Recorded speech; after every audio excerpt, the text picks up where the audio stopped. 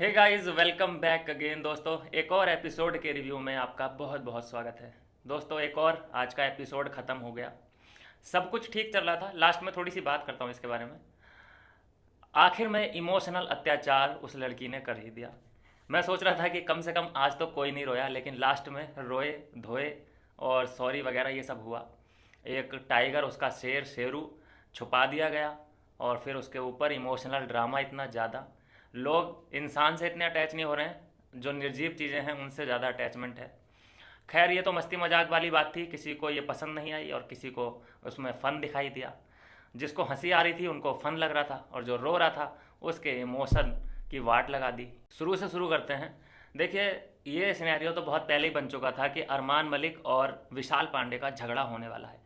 इसका प्रोडिक्शन शिवानी ने ही कर दिया था गार्डन में बैठे बैठे कि भैया आज बहुत तगड़ा झगड़ा होने वाला है। तो इसका प्रोडिक्शन सही था, और वो धीरे धीरे करके जहाँ छोटी सी बात थी वहाँ पंप अप होते होते जब सबको पता चल गया कि इनके बीच क्या चल रहा है, तो फिर लड़ाई करना इन लोगों की मजबूरी सी भी बन गई कि भाई इस लड़ाई का एंड एक फाइट से ही होना चाहिए, तगड़ी फाइट से होना चाहिए।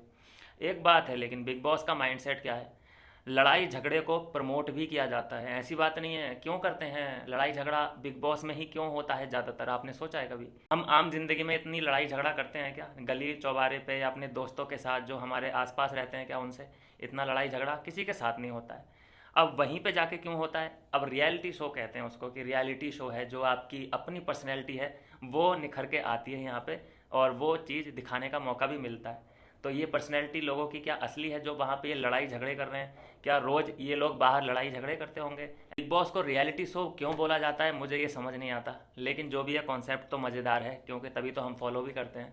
हाँ, तो लड़ाई झगड़ा देखिए इतना प्रमोट किया जाता है कि आज थंबनेल में भी, जो बिग बॉस का एपिसोड था उसमें थंबनेल में भी अरमान मलिक की फ़ोटो लगी है और विशाल की फ़ोटो, क्योंकि हाईलाइट क्या था आज के एपिसोड का? इन दोनों की लड़ाई। और बात शुरू कहाँ से हुई? एक दूसरे के कंटेंट को बुरा भला बोला गया। ज़्यादातर देखा गया कि अरमान की तरफ से ज़्यादा एग्रेसिवनेस दिखाई गई। इतना वो तो नहीं बोल पा रहा था, क्योंकि मुझे लगता है वो शहरी लड़का है, और जो अरमान मलिक है वो गांव का भी एक्सपीरियंस है उसको, देसी पने का भी, और शहर में क्या चूंचा होती है उसका भी एक्सपीरियंस है। तो उसने चारों कोनों से उसको घेरने की कोशिश की विशाल को, और वो अपने आप को डिफेंड नहीं कर पा रहा था। उसके पास इतने वर्ड नहीं थे कि वो उसको पोक कर पाए, वो खुद पोक हो रहा था। उसके चेहरे से ही लग रहा था कि बहुत इफ़ेक्ट हो रहा है। वो बार बार धमकी ही दे सकते हैं, वहाँ पे कुछ कर तो नहीं सकते। लेकिन मुझे नहीं लगता कि विशाल के पर्सनैलिटी को देख के मुझे नहीं लगता कि वो हाथापाई वाला बंदा है। पर्सनैलिटी उसकी ऐसी है, शहरी लड़के जो होते हैं वैसी बिल्कुल पर्सनैलिटी है। तो मुझे नहीं लगता कि वो लड़ाई झगड़े में बिलीव रखता होगा। लेकिन फिर भी बंदा तुम करके बोल रहा था, आप करके बोल रहा था अरमान से, और जबकि अरमान ने कोई कसर नहीं छोड़ी उसको। मच्छर मक्खी से लेके लड़की और कच्चा बादाम वगैरह ये सभी जितना भी बोल सकता था वो फिल्टर करके, जितना भी नेशनल टेलीविज़न पे बोल सकता था वो बोल डाला। कोई परहेज गुरेज नहीं किया। लेकिन मैं देख रहा था विशाल की तरफ से कोई बैड वर्ड आ ही नहीं रहे थे, बोल ही नहीं पा रहा था। तू करके नहीं बोल पा रहा था वो, तुम करके बोल रहा था और आप करके बोल रहा था कि बताता हूँ तुमको, आओ तुमको देता हूँ, तुमको देता हूँ, तुमको बताता हूँ। तो यहीं पर दिखाई देता है कि इज्जत निकल ही रही है, ना देते हुए भी फिर भी वो मन से उसके इज्जत निकल रही है। अब बात करते हैं जो आज के एपिसोड में टास्क हुआ। मुझे बिलीव नहीं हुआ कि विशाल उस टास्क का विनर, मतलब क्या वोटिंग के तहत इसका भी वोट कराया गया? वैसे तो नॉमिनेशन के लिए वोट होता है, लेकिन टास्क के लिए वोट हो रहा है कि कौन जीता टास्क। ये तो जो वहाँ पे संचालक बनाया जाता है और जो फेयर दिखता भी है बिग बॉस को, बता दिया जाता है कि साहब मैंने ये किया, मैंने वो किया, या फिर वहाँ पे जज बना दिए जाते हैं, वो लोग डिसाइड करते हैं, चाहे जज एक हो, दो हो या तीन बंदे हो। लेकिन वोटिंग के तहत चुना गया कि भैया विशाल। तो इसका मतलब तो दोस्तों ये हुआ ना सीधा सीधा कि रुझान विशाल की तरफ ज़्यादा है। मतलब टॉप टू में या टॉप थ्री में तो मैं विशाल को देख रहा हूँ। अगर इसी तरीके की वोटिंग खुलवा दी जाती कि भैया टॉप थ्री को चुनना है, डाल दो वोट, तो मुझे लगता है कि टॉप टू या टॉप थ्री तक तो मुझे विशाल जाता हुआ दिखाई दे रहा है। जीतेगा तो कटारिया, ये तो पक्की बात है, क्योंकि जब एल्विस का हाथ है कटारिया के ऊपर तो भैया कटारिया इज़ द विनर। बाकी तो अब ये स्क्रिप्ट चलती रहेगी, लोग आते जाते रहेंगे।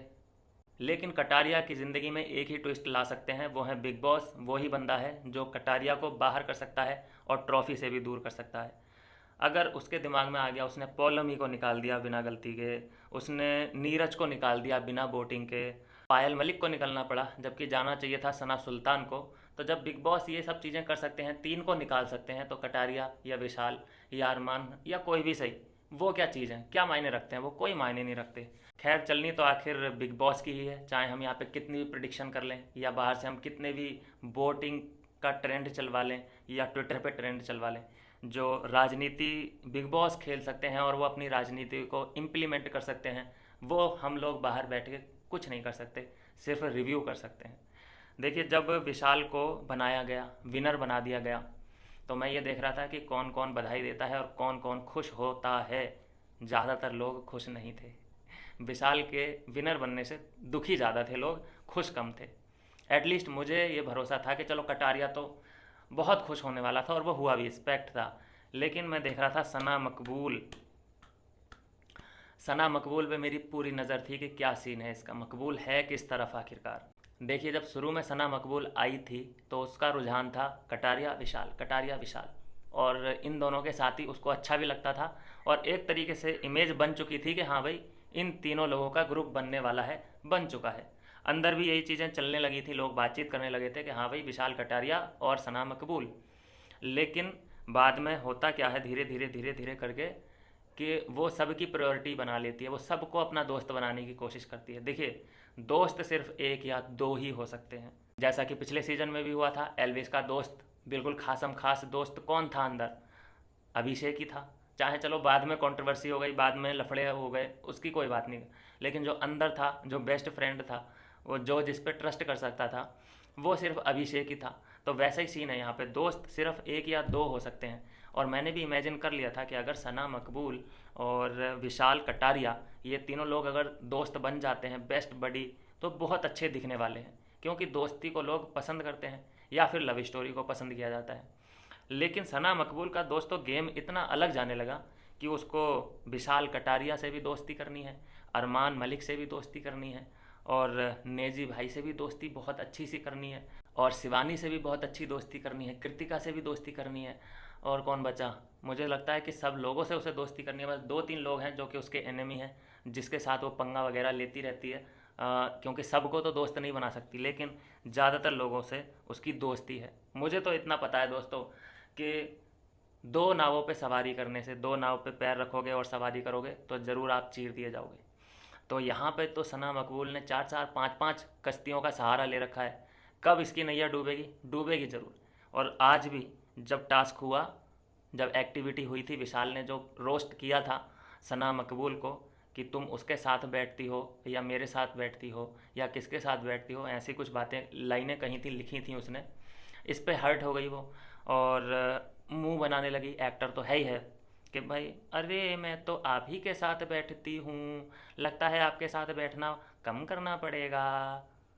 तो समझा, वो ये समझा देखो, विशाल का मैं सीन बता दूँ आपको, वो जेलस है, क्योंकि वो चाहता है कि सना मकबूल सिर्फ़ और सिर्फ मेरे पास या फिर कटारिया के पास बैठे, हम दोनों के पास बैठे। ये विशाल की अंदरूनी थिंकिंग है। लेकिन सना की ये थिंकिंग नहीं है। सना का सीन ये है कि बस मुझे इन लोगों से बना के रखनी है, ताकि ये फ्यूचर में मेरे काम आ सकें, मुझे नॉमिनेशन से बचा सकें, या फिर मेरे किसी भी काम में आ सकें। तो मुझे इनसे बिगाड़ के भी नहीं रखनी है, और ये मेरे दोस्त भी नहीं है। लेकिन जो दोस्ती वाली बात है या कोई फीलिंग वाली बात है, सना मकबूल ने जो कल नेजी के लिए आंसू निकले हैं, ये है कुछ ना कुछ बहुत तगड़ा सीन। नेजी के लिए आंसू निकले हैं, और नेजी या फिर अरमान या कृतिका, बस ये तीन लोग हैं जहाँ पर वो बैठती है, उठती है, अपनी बातें शेयर करती है। और बाकी एक की उसने बेबी सिटिंग कर रखी है, वो है शिवानी। शिवानी को वो यूज़ करती है, कर रही है, किस लिए कर रही है, उसकी टेक केयर किस लिए कर रही है, क्योंकि उसके फॉलोअर बहुत हैं और वो उसके फॉलोअर से हेट नहीं चाहती, चाहती है कि उसके फॉलोअर का भी थोड़ा बहुत सपोर्ट मिल जाएगा तो मेरी नैया चलती रहेगी और किनारे तक ज़रूर पहुंचेगी। तो दूसरों के सहारे तो अर्थियाँ उठा करती हैं, अपनी गाथा तो खुद ही लिखनी पड़ती है। शहरी पाने ये शेर बोला था, पता नहीं कैसे ही पूरा। तो सना मकबूल का तो मुझे सीन यही दिखाई दे रहा है। आप अभी की लाइव देख लो उठा के, या कल का भी एपिसोड आप देखना जो आने वाला है। मैं जो निकल चुका है उसकी बात नहीं कर रहा हूँ, जो आने वाला है। खाना किसके साथ खाया जाता है, अरमान या फिर शिवानी, अरमान ही बोलते हैं, चलो अरमान। बातचीत, जो दिल की बातचीत होती है, वो किसके साथ करनी है, वो नेजी के साथ करनी है। फ्रैंक किसके साथ होना है, फ्रैंक वो अरमान के साथ होना है।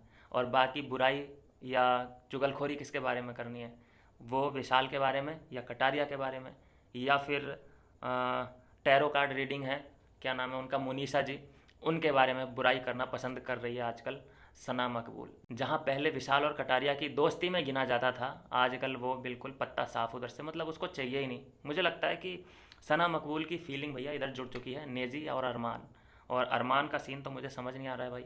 नंबर 1 तो है, नंबर 2 भी है, नंबर 3 का भी जुगाड़ हो रहा है क्या? हो सकता है इस सीज़न के लास्ट तक नंबर 3 का भी जुगाड़ हो जाए। तो ये है दोस्तों मॉरल ऑफ द स्टोरी के जुएँ भी निकल आई हैं लास्ट में। ये जुआ वाला सीन यार बहुत ऑकवर्ड सीन हो गया। अब इसमें क्या करें, क्या यार, गांव से बुलाया है, मिट्टी लेकर आई है वो, साथ में जुएं भी लाएगी ना, गांव में तो ऐसा ही होता है। लेकिन आजकल गांव में भी यार बहुत उसने नाम खराब कर रखा है यार गांव का। गांव के लोगों के सर में भी जुएं नहीं होती हैं, जो इतना नॉर्मलाइज किया जा रहा है घर के अंदर कि अरे सबके होती हैं, सबके होती हैं। और वो इतना भैया उसने नाम खराब कर रखा है अपने गांव का। उसके गांव का अगर कोई देखे ये वीडियो तो मुझे कमेंट जरूर कर देना कौन सा गांव है उसका। उसके गांव को विजिट करता हूँ मैं और वहाँ से लेता हूँ रिएक्शन लोगों का, कि जैसा उसके गांव को बदनाम किया जा रहा है कि अरे हमारे गांव में हम ही एक सुंदर हैं, हम ही एक सरपंच हैं, हम ही एक समझदार हैं। गांव के तो सभी सरों में जितने भी सर हैं वहाँ पे गांव में रहते हैं, सबके सरों में जुएं हैं, आदमी तो वहाँ रहते नहीं, सर ही सर घूमते हैं। भाई मुझे लगता है लोगों को ये लगता होगा कि अपने गांव का नाम रोशन कर रही है, अपने यूपी का नाम रोशन कर रही है। मुझे नहीं लगता ये रोशन है भाई, ये डुबो रही है, ये डुबो रही है। और आपको यूज करेगी किस लिए? सिर्फ वोट के लिए, और उसको कुछ नहीं चाहिए, वोट चाहिए बस आपसे।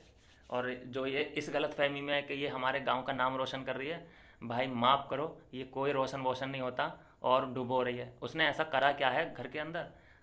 भाई जुएं उसके हैं, मिट्टी उसने खा ली, डांट वो खाएगी अभी और देखना। और जो लैंग्वेज वो बोल रही है और जो बड़े बड़े सीनियर लोगों से तू तड़ाक करके बात कर रही है, ऊंची आवाज़ में बात कर रही है, बड़ा पाव गर्ल के इशारे पे नाच रही है। बड़ा पाव गर्ल उसको इशारा कर दे कि जा बेटा इसको पेल दे, तो उसको पकड़ लेती है और बुरी तरीके से पेलती है। अंधा विश्वास कर रही है वो बड़ा पाव गर्ल पे। तो उसकी कोई माइंड की थिंकिंग खुद की तो है ही नहीं। सना मकबूल उसको कंट्रोल कर रही है, या फिर बड़ा पाव गर्ल चंद्रिका उसको कंट्रोल कर रही है। खुद का बता दो उसका क्या है? कुछ भी नहीं है। लड़ने का है उसके पास कंटेंट, बाकी कुछ नहीं है। और वो भी तिरछी नज़र से, हाँ मैं कर रहे, ये वाला सीन है उसका। तो ये है दोस्तों अभी तक की स्टोरी।